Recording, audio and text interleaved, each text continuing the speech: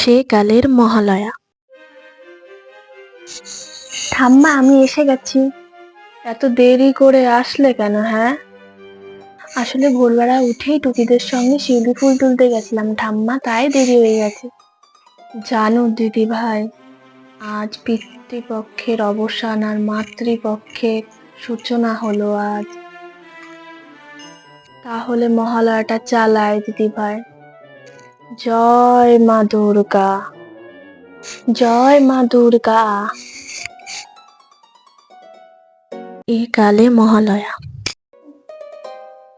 ও দিদি ভাই, তুমি এসেছো? ঠাম্মি, তুমি এত সকাল সকাল কেন আমাকে ডেকে উঠালে? আসলে রেডিওতে মহালয়া চালাচ্ছিল, ভাবলুম একসাথে শুনবো, তাই তোমাকে ডেকে পাঠালুম। আচ্ছা বলো তো দিদি ভাই, মহালয়া কে করে? তার আগের বার শুভশ্রী দুর্গা সেজেছিল, আর তারপর হচ্ছে শ্রাবন্তী, আর এইবার হচ্ছে কোয়েল দুর্গা সাজছে।